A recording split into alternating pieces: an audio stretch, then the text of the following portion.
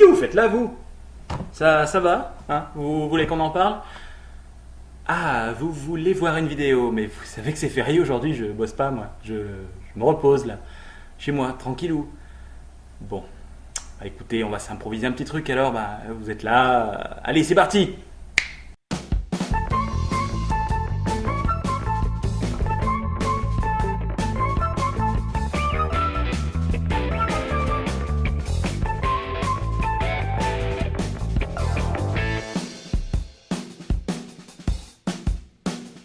Eh bien, bonjour pour cette vidéo qui porte sur...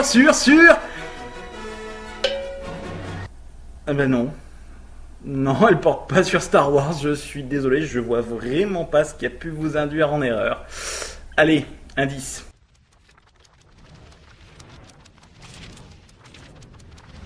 Eh bien oui, ça porte sur un Marvel, sur plus précisément la série des X-Men. Et encore plus précisément, je vais parler aujourd'hui uniquement du pouvoir de Magneto. Et oui, Magneto, c'est celui qui manipule à distance les objets métalliques. Allez, quelques extraits.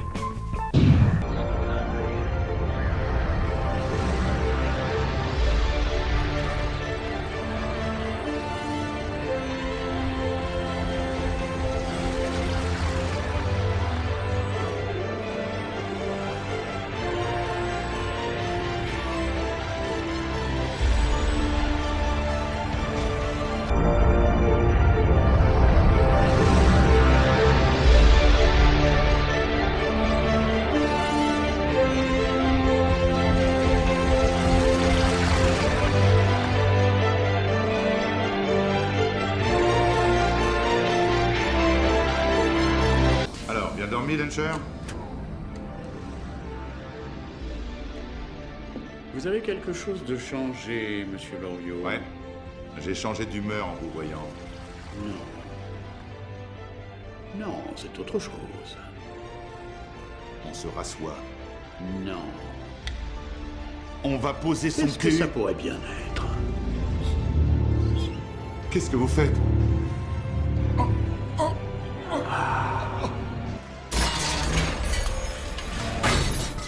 Moi, je manipule ce métal.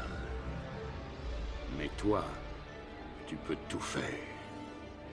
Tu ne souffres aucune limite.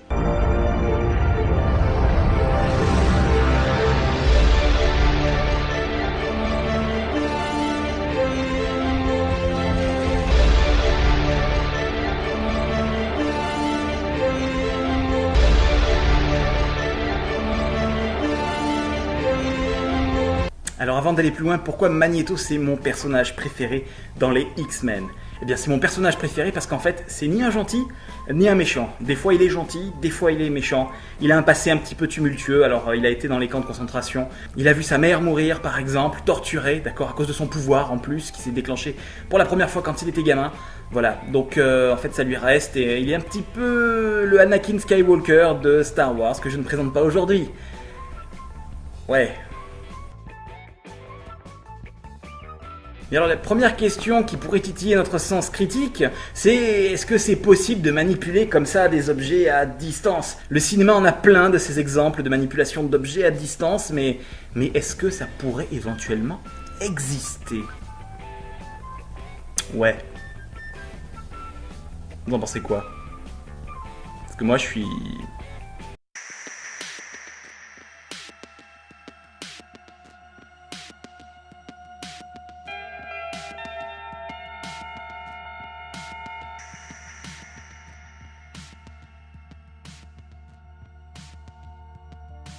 Bien oui, physiquement, c'est possible, il existe différents types de forces, des forces qui sont des forces de contact et des forces que l'on appelle des forces qui agissent à distance. Et en fait, pour ça, le physicien a inventé la notion de champ en physique. Mais alors là, quand je parle de notion de champ, voilà ce qui se passe en réalité dans ma tête. La la la la la la la la la la la la la la la. Tu me parles de champ, mais je suis en train de labourer mon champ. Qu'est-ce que tu viens me crever les yeux là? Hein, tu veux prendre une patate? C'est ça, tu veux une de mes patates? D'accord, je te la donne, attends. pleine de terre, la patate. Mais non, mais il parle d'un champ de boss là. Tout est relou. Eh ouais. Putain, c'était long ça. Dur la vie. Pour aborder cette notion de champ en physique, en fait, il convient d'abord de passer sur différents exemples pour comprendre. Le premier exemple, on va parler des forces de contact, tout simplement.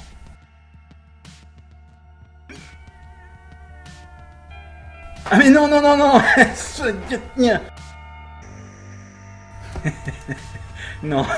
non, je ne m'abaisserai pas à faire la même blague que tout à l'heure, mais inverser les running gags, ça suffit. Hein. Et vous avez compris, quand on retient quelque chose, c'est qu'on retient quelque chose. Un exemple, vous voyez ce porte-clés, ces clés. Voilà, par exemple, là, j'exerce une tension. Et la tension du fil qui est ici, elle retient la clé qui ne va pas tomber sous l'effet de son propre poids. Non, suivant.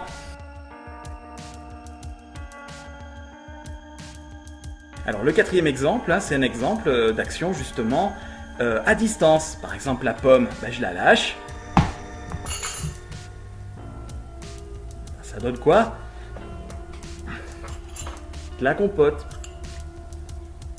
C'est pas mauvais non plus. Alors oui, les charges sont soumises à des champs électriques donc qui agissent à distance. Donc par exemple, vous avez sans doute tous déjà vu cette petite expérience que je ne vais pas refaire ici parce qu'on va me traiter d'obsédé. Donc vous prenez une règle que vous frottez contre ce que vous voulez, hein, et puis vous la passez au-dessus de petits bouts de papier, tout petits découpés avec des ciseaux à la main comme vous voulez, mais tout petits. Et vous allez voir que les petits bouts de papier, en fait, ils vont venir se coller à la règle. Et en fait, pourquoi ils viennent se coller à la règle ? C'est que la règle, elle est un petit peu électrisée, si vous voulez, à cause des frottements. Donc il y a un petit peu de force électrostatique. Et voilà, c'est ça une action à distance aussi. Alors la boussole, c'est un petit aimant en fait qui va vous donner le nord. C'est-à-dire qu'elle va s'orienter sur le champ magnétique terrestre. Il va y avoir une sorte de couplage. Et en fait, c'est basé sur le principe d'un aimant. Il y en a deux juste là, vous les voyez. Je les attrape. Vous voyez, ça c'est un aimant. Non, c'est une grenouille ça. Il faut suivre un peu. Mais de l'autre côté de la grenouille, si on regarde ici, on voit cet aimant là. Et vous n'allez pas le ressentir vous. Mais vous voyez quand je l'approche, j'ai du mal à l'enlever cette saloperie. Et donc l'outil mathématique qu'a inventé le physicien pour parler des actions à distance, c'est le champ. Bon, maintenant revenons un petit peu à Magnéto. Qui dit magnéto, dit magnétisme, donc champ magnétique. Donc j'ai besoin de vous expliquer ce que c'est qu'un champ magnétique pour savoir si ce qu'il arrive à faire est faisable. Pour commencer, nous allons mieux définir ce que c'est qu'une charge. Autant voir grand, puisque en 1897, un certain Thomson va réaliser une expérience qui va lui permettre de déterminer pour la première fois, de caractériser la charge de l'électron. Avant lui, on ne connaissait pas l'électron, c'est plus ou moins lui le créateur du concept d'électron. Il va prendre un tube en verre en fait, dans lequel il va y avoir deux bouts métalliques qui sont reliés à une sorte de pile, une pile de Volta, enfin, pas de Volta mais une pile, on s'en fout. Et en fait, il va y avoir une croix, une sorte de motif à l'intérieur, ça aurait pu être n'importe quoi, ça aurait pu être Yoda, ça aurait pu être... on s'en fout. Voilà. Et il va faire passer un courant. Il ne sait pas que ça s'appelle forcément un courant, mais il va faire passer un courant. Au bout du tube, il s'aperçoit qu'il y a de la fluorescence, c'est-à-dire que c'est tout vert au bout d'un des côtés. Et en fait, il voit une marque très précise, où il n'y a pas de fluorescence, qui correspond exactement à la forme de la croix. Comment interpréter ceci ? Alors l'interprétation, à l'époque, il y a deux écoles. Une école qui dit que ça va être des ondes à l'intérieur et une école qui dit que c'est des corpuscules. Eh bien, en fait, l'expérience va montrer que comme il y a une ombre projetée sur la partie où on a la tache verte, donc l'ombre de la croix, ça ne peut pas être des ondes, puisque si c'était des ondes, la croix ne serait pas vue comme un obstacle par ces ondes. Donc du coup, c'est l'hypothèse numéro 1, celle d'un corpuscule qui va l'emporter. Et donc, l'interprétation de ces résultats, c'est de dire que on a des petits corps qui sont arrachés d'un côté et qui vont aller en ligne droite jusqu'à l'autre côté, soumis à ce qu'on appelle le champ électrique qui règne entre les deux plaques qui va accélérer ces électrons. Pour info, c'est le principe qui était à la base même des téléviseurs avant les écrans plats. Ah oui, on appelle ça un tube de Crookes en l'honneur du gars qui s'appelait Crookes. J'aurais pas aimé m'appeler Crookes. Et si maintenant on prend une autre pile et qu'on met deux autres plaques, on va voir que, ils sont déviés. Oui, la tache verte n'est plus au même endroit, il y a déviation. Ce qui veut bien dire que les charges électriques sont sensibles aux champs électriques. Si on mettait un aimant, on aurait exactement le même type de résultat. Donc les charges électriques sont aussi sensibles aux champs magnétiques. Il ne reste plus à Thomson qu'à mesurer la déviation qui est représentée par la flèche bleue et avec la mise en équation du problème qui utilise le principe fondamental de la dynamique qui est connu depuis Newton puisque c'est lui qui l'a écrit, il arrive à déduire comme ça le rapport de la charge des électrons sur la masse des électrons. Mais il n'a pas les deux indépendamment. Il faudra attendre 1911 et une autre expérience, celle de Millikan, qui sera basée sur le principe de l'étude du mouvement de gouttes d'huile qui chutent en présence de champs électriques dans un champ de pesanteur, vous voyez, il y a beaucoup de champs, pour déterminer la charge Q indépendamment, et du coup de déterminer la masse de l'électron en utilisant le résultat de 1897. C'est génial, le modèle atomique est prêt, et la science va pouvoir avancer.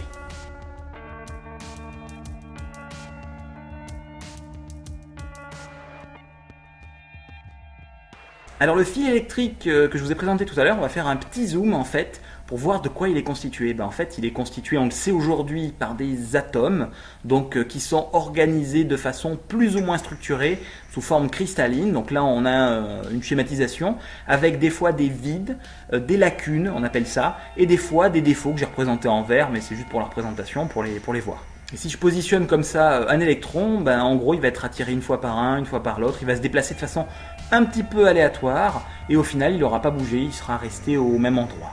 Voilà, tout simplement. Pour pouvoir avoir un déplacement en masse d'électrons dans la même direction, il va falloir appliquer un champ électrique. Si on applique ce champ électrique, dans ce cas-là, tous les électrons vont en gros, en moyenne, se déplacer dans la même direction et générer ce que l'on appelle un courant électrique. Un courant n'est rien de plus qu'une variation de charge en fonction du temps. Et si on relie maintenant le tout aux bornes de la pile, on a une boucle de courant, ce que l'on appelle, c'est-à-dire qu'on a une circulation comme ça, donc les électrons, ils partent de la gauche, ils vont à droite, ils vont de la pile, ils reviennent à gauche, ils vont à droite, etc., etc., etc. On a le tournis, ça génère un courant, et on a une tension continue à peu près entre les deux bornes, plus et moins de la pile.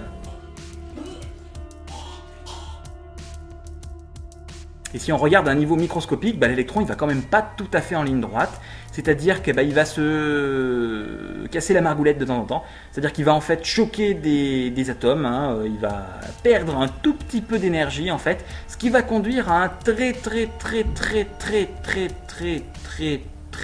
un très léger échauffement du matériau et une perte d'énergie de l'électron. C'est ce qu'on appelle en fait l'effet Joule. C'est même le principe qui est à la base des radiateurs électriques classiques. D'accord, vous allez m'arrêter tout de suite, mais quel est le putain de rapport avec Magnéto ? J'y viens, j'ai mis tous les éléments en place pour maintenant pouvoir vous répondre à la question, est-ce que ça semble réaliste ou pas ? Avant de répondre à cette question, on va juste relier un fil électrique à une des bornes de la pile, l'enrouler pour faire des spires et rejoindre l'autre borne de la pile. Si je fais un zoom pour regarder avec un super microscope, très gros microscope, on verra exactement ce que j'ai vu tout à l'heure. C'est le fil électrique que je viens de vous décrire, la petite section que je vous ai décrite. Voilà, il n'y a pas de tricherie. Au lieu de faire juste 3 ou 4 spires, on va en faire un nombre très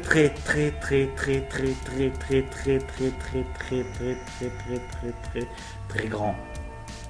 Et ça se représente comme ceci. Donc vous imaginez maintenant que vous regardez dans l'axe de ce tube finalement, formé par ces spires, et quand on branche la pile, vous voyez que le courant va circuler comme ceci. On aura l'impression que ça fera ce qu'on appelle donc la boucle de courant. Si maintenant on approche un aimant de cette boucle de courant, mais qu'on se tient à une distance convenable, rien ne va se passer. Là vous voyez que tous les aimants pointent en direction du pôle nord terrestre. Si maintenant je place un aimant au centre de ce tube ou très proche, vous allez voir que la direction de cet aimant va changer et qu'en fait il va avoir tendance à s'aligner sur le grand axe de ce tube. Ça veut dire qu'un courant influe sur un champ magnétique? Eh bien oui, c'est ce que réalisa Ørsted. C'est ce que réalisa Ørsted en 1820. Ok, un courant, donc une variation de charge dans le temps, c'est comme si on avait un champ magnétique. Est-ce que un champ magnétique, ça crée un courant? Et bien là, il y en a qui ont fait l'expérience. Et vous savez ce qu'ils ont trouvé? Un truc de fou! Que dalle! Pot de zob, rien. Pas de courant mesuré, hein? Rien. Alors, ils se sont dit, merde. Et puis ils ont bougé l'aimant, d'accord? Et quand ils l'ont bougé, et ils ont vu... Non, là, ils n'ont pas vu que dalle, ils ont vu quelque chose, ils ont vu que ça générait un courant, en fait. Donc, ça a déplacé les charges. Ça veut dire qu'une variation de champ magnétique, eh bien, en fait, elle génère un courant électrique. Et ça, c'est ce qu'on appelle la loi de l'induction de Lenz Faraday, découverte une dizaine d'années après l'expérience d'Ørsted seulement. Donc, si je résume, premièrement, un courant électrique va provoquer l'existence, la création d'un champ magnétique, et une variation de champ magnétique va provoquer un courant. Et il faudra attendre 1864 et Maxwell pour que ce dernier unifie les deux aspects, champ magnétique, champ électrique, en ce qu'on appelle maintenant des champs électromagnétiques. Et il va montrer qu'en fait, ces lois, les lois de Maxwell, conduisent à écrire mathématiquement qu'il y a propagation d'une onde électromagnétique. Et il va prédire que la vitesse de ces ondes, c'est à peu près 300 000 km par seconde. Cela correspond à la lumière. Oui. Je vous vois encore venir, mais le rapport là dans tout ça avec Magnéto, tu nous saoules à la fin. J'ai vraiment tout mis en place pour maintenant vous montrer ce que Magnéto est et ce que Magnéto n'est pas. D'accord? C'est parti. Alors il me reste un dernier petit point avant de passer sur Magnéto. Quand je dis passer sur Magnéto, je veux dire faire des explications sur Magnéto. Croyez pas autre chose. Alors je dois vous parler de la loi de Biot et Savart, puisque ceux-ci se sont intéressés en fait à l'intensité de ce champ magnétique créé, plus on est loin de la bobine que l'on regarde, c'est-à-dire cette spire comme ça très longue.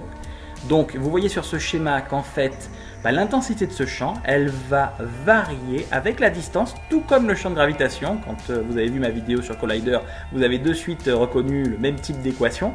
Bon, il y a une constante ici que je ne vais pas décrire, elle est fondamentale, mais on s'en fout, nous. Et en fait, elle est proportionnelle, cette force, à l'intensité du courant. Donc, c'est-à-dire que plus il y a de charges qui vont passer à un intervalle de temps rapide, plus B va être grand. B, c'est le champ magnétique. Et plus la longueur est importante de cette spire, plus B va être aussi important.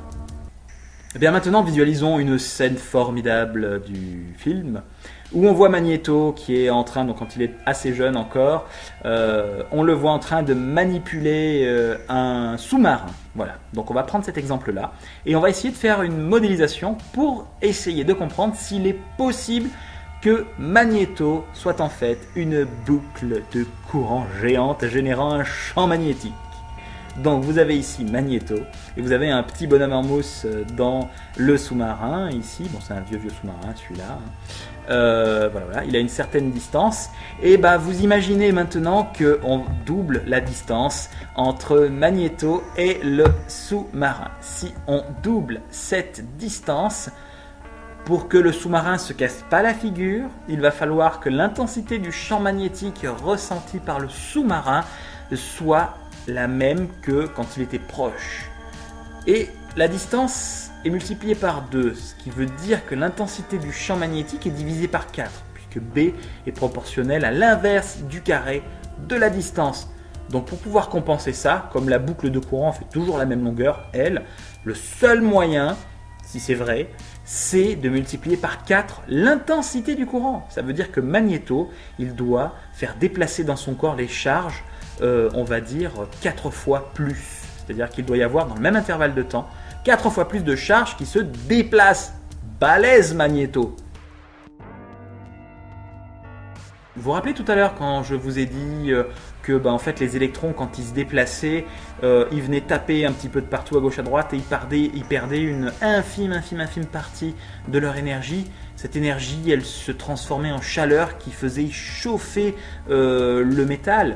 Bah écoutez, là ça va faire chauffer Magneto, cette petite perte d'énergie.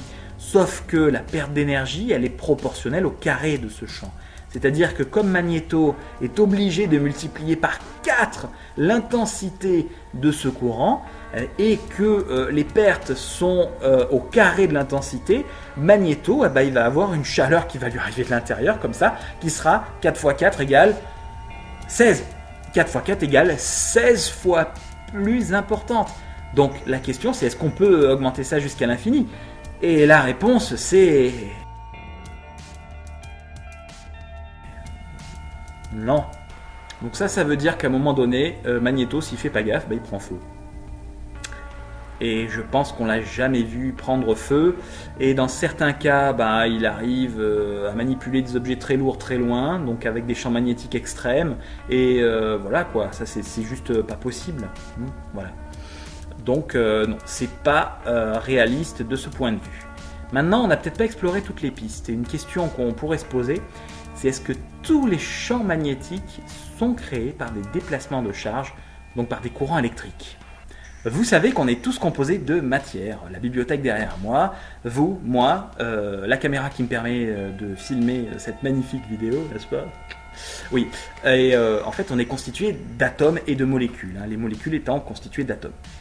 Les atomes, c'est quoi? C'est un noyau qui est très petit, donc là c'est pas à l'échelle sur ce que je vais vous montrer, d'accord, mais c'est très petit, et on a des électrons qui se baladent autour comme ça un petit peu, voilà. Et c'est un petit peu plus compliqué que ça, mais le modèle de Bohr-Sommerfeld explique pas mal les choses, donc on va se contenter du modèle de Bohr-Sommerfeld. Et donc ce modèle de Bohr-Sommerfeld explique que les électrons se déplacent sur des orbites autour du noyau, un petit peu de la même façon que la Lune se déplacerait autour de la Terre en fait. Et si j'isole en fait un de ces atomes et que je regarde en fait un électron tournant autour d'un de ces atomes, je vais y voir un électron qui effectue une boucle de courant. Mais alors ça veut dire qu'à l'échelle microscopique, on a une infinité de boucles de courant. Oui, et donc tout se passe comme si j'avais localement autour de cet atome un champ magnétique créé par le déplacement de l'électron sur son orbite. Alors c'est un tout petit peu plus compliqué parce que en plus de ce champ magnétique, il y a un champ magnétique qui est généré par ce qu'on appelle le spin. Et ça je vous en parle pas vraiment dans le détail maintenant, juste vous allez admettre, je suis désolé, parce que ça va être trop long après, vous allez admettre que le spin c'est en fait une propriété intrinsèque de l'électron de la même façon qu'il a une charge ou une masse. Il a aussi ce qu'on appelle un spin qui est un tout petit champ magnétique. Et en fait le champ magnétique total, ça va être pour cet électron la somme du champ magnétique généré par son mouvement plus la somme du champ magnétique local créé par ce spin. J'y reviendrai quand je parlerai de Zeeman dans une autre vidéo. Alors on va représenter du coup le champ magnétique total de l'atome par la somme des champs magnétiques générés par le déplacement de tous les électrons dans tous les sens, comme ceci, là, voilà, vous voyez, il y en a plein, plus leurs champs magnétiques locaux qui sont dus au spin, et tout ça, ça va générer un champ magnétique unique qu'on représente comme ça. Et vous vous dites, là, ça y est, mais ça veut dire que je peux contrôler l'orientation de ce champ magnétique, pour contrôler sa force. Oui, mais non. Parce que Magneto, ainsi que toute la matière autour, on est composé de tous ces atomes qui peuvent tous avoir des champs magnétiques. Ils peuvent être orientés les uns par rapport aux autres de façon complètement aléatoire. Ce qui veut dire qu'en moyenne, le champ magnétique total, il vaut 0. Oui. Donc du coup, si il n'y a pas de champ magnétique, ça veut dire qu'il n'y a pas de champ magnétique. Et ça veut dire aussi que on ne peut pas s'en servir pour déplacer les objets à distance. Ou alors, Magneto a trouvé le moyen d'orienter tout ceci. Et ça peut exister. Il y a des phénomènes magnétiques qui existent, qui sont observés depuis les années 30, par exemple, l'effet Messner, d'accord ? Cet effet Messner, en fait, en dessous d'une certaine température, l'objet, tous les objets, certains types d'objets qui sont supraconducteurs, ce que l'on appelle, ils vont expulser leur champ magnétique et ça va générer de ce qu'on appelle de la lévitation magnétique. Donc, Magneto, s'il arrive à trouver un moyen d'orienter tous ces spins, il peut générer un champ magnétique très important. Mais à un moment donné, il va bien falloir que, à cause de la décroissance en 1 sur la distance au carré, eh bien, son rayon d'action cesse. Ça ne pourra pas être à l'infini. Et le champ magnétique devra être d'autant plus fort que la charge à supporter, à soulever, est d'autant plus grande. Soulever un pont ou soulever une pièce, c'est pas du tout le même champ magnétique qu'il faudrait pour arriver à faire rentrer en lévitation ces objets. Alors, en gros, il faudrait dépenser une énergie telle pour aligner tous ces champs magnétiques internes à Magneto que ça semble irréaliste. En fait, il faudrait plusieurs centrales nucléaires cachées sous son casque. Donc non, c'est quelque chose qui n'est pas en soi possible. Par contre, la lévitation, ça existe et pas seulement lié à l'existence de supraconducteurs. Donc là, par exemple, vous voyez ici, c'est Marty McFly dans Retour vers le futur 2 avec son overboard, classe. Mais en fait, cet overboard aujourd'hui existe. Bon, il tient pas très longtemps, mais il existe et il faut surtout une surface très particulière. Je vais vous laisser sur ce dernier point. C'est en fait une expérience de lévitation où on a réussi à faire léviter une grenouille quand même. Alors pas à distance, mais on a réussi à faire léviter la grenouille. Viens là toi. Donc, pas celle-là, ça c'est juste pour dire, mais en gros, on l'a mise dans une sorte d'enceinte, cette grenouille, et puis elle a lévité. Alors, est-ce que vous savez pourquoi elle a lévité ? Elle a lévité parce qu'en fait, elle est composée d'eau. Et que l'eau, bêtement, est composée de 2 protons et d'un atome d'oxygène. Et les protons ont un spin. Ce qui fait que finalement, la molécule d'eau a un spin de 0 ou de 1, on s'en fout. La molécule a un spin, donc un petit champ magnétique. Et donc, on a réussi à faire en sorte que tous ces champs magnétiques s'orientent pour porter cette petite grenouille. Et vous savez qui c'est qui a réalisé ça ? C'est un certain Game qui en 2011 a eu un prix Nobel de physique. Pas pour ça, parce que ça c'est vraiment dégueulasse, mais pour la caractérisation des propriétés électriques du graphène, qui est l'avenir du silicium, mais ça, donc de la nanoélectronique, c'est peut-être l'avenir, et donc il a eu un prix Nobel pour tous ses travaux concernant le graphène. Par contre, il a eu aussi l'Ig Nobel pour avoir eu la foutue idée de foutre une grenouille, comme ça, dans un champ magnétique intense et de faire flotter la grenouille. Fallait quand même y penser. C'est quand même un truc de dingue. Et voilà, c'est tout pour aujourd'hui. J'espère que ça vous a un petit peu détendu, mais surtout que ça vous a appris plein de choses en fait sur le magnétisme, l'électricité, le fait que les deux étaient couplés. Voilà. Et surtout, j'ai envie de vous dire un truc, mais je pense que vous m'avez jamais entendu dire ça. Restez critiques.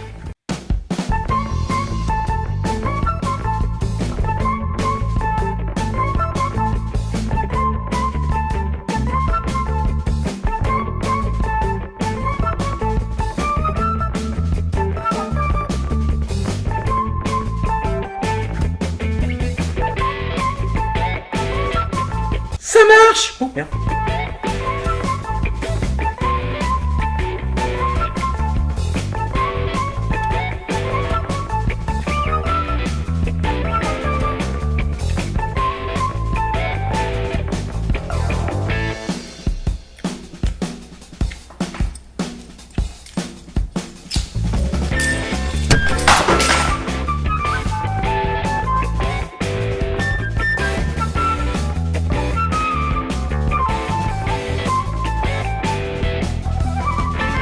Vous connaissez tous la boussole qui vous donne le nord, oui.